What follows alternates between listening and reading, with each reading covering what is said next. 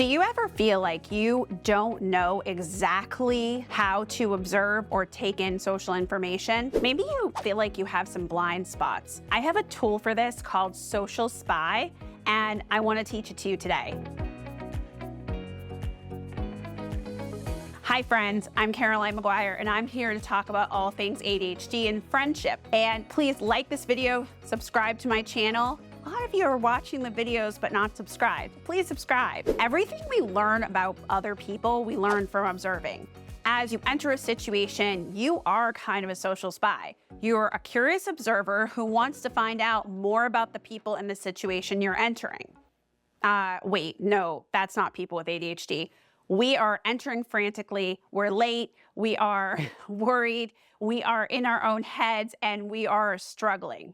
Okay, but if we did become social spies, we would learn a lot more. Spying is not looking directly at people or hovering or staring or leering at them. It literally just means watching people without being obvious. It can help you notice nonverbal communication of people you know, someone you're meeting, or even strangers, rather than looking for fleeting micro expressions that are gone so fast. Rather than feeling like you're in hypervigilance, social spy is watching big group muscles. It's observing the whole scene and then zooming in to observe someone's facial expression, their body language, listening to them, and then kind of holistically looking at something that you want to find out, right? You're learning about people and sort of you're scanning and watching to see what they're doing. Social spy is something anyone can learn at any age. I use this with people from 5 to 65. You go into a networking event, you park 3 blocks away and you're not sure where your keys are, and you look down and notice, oh, they're in my hand. And you have a voice in your head that says, read the room. So pause. Your intentions are good. You're in the middle of a frantic run into the event. You may have forgotten your attention. Whenever you remember, even if it's halfway through the event or in the first moment, you can become a social spy. Take 2 beats and scan the situation to take in key information. Think about this as, first, I'm gonna scan and observe. I'm gonna scan the situation and I'm gonna observe things. You take 2 beats and scan the room. No one is looking at you.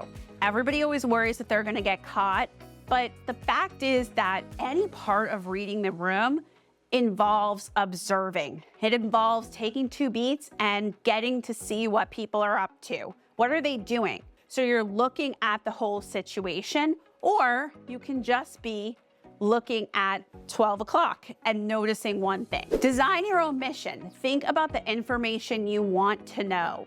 What is it that you need to know in this situation? It is about kind of holding back a little more and observing before you plunge in. Even if you're in conversation, you can be spying and you can be sort of zooming in on someone and then zooming out. I always say this, when in doubt, spy. If you're with friends in a meeting, considering approaching someone, considering adding something to a meeting, we all people watch. I mean, it's just a fact. We all do it. Now you actually are people watching with intention to see how people respond. Do other people raise their hand and object to something your boss says? How do they react? Those are perfect spy moments because you are holding back a little bit, observing, noticing, and then this is my favorite part of the skill. You're investigating. You're investigating what happens with that situation and that information. So everybody people watches, everybody sees patterns and takes in information, especially those of us with ADHD. The biggest distinction is to investigate.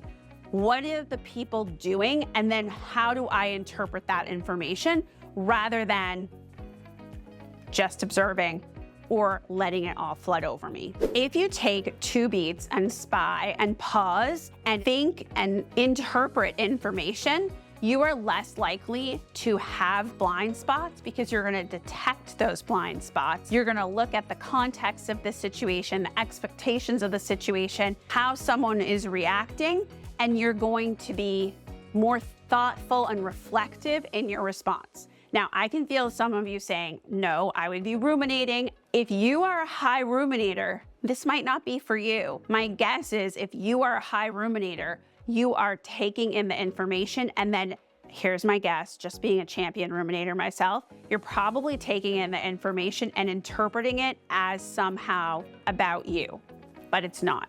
It's about them. Remember to check yourself.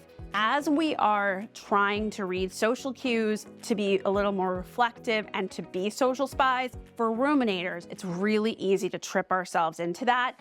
Let's check ourselves and remember to think, am I interpreting this and creating a whole story in my head that is about me when it's not? I really want to stress that because I understand, believe me, I'm right there with you. Here's what I want to say. I'm going to make more videos where I talk about social spy even more in depth. But if we're trying to detect social blind spots, social spy is an incredible tool. Whenever you can observe and notice and look at people's patterns, how they're reacting, what's the situation, what's the context, you're gonna be better off because you get that social data and you can sort of look at, is my perspective correct? Thank you to everyone who held on till the end, and bye friends.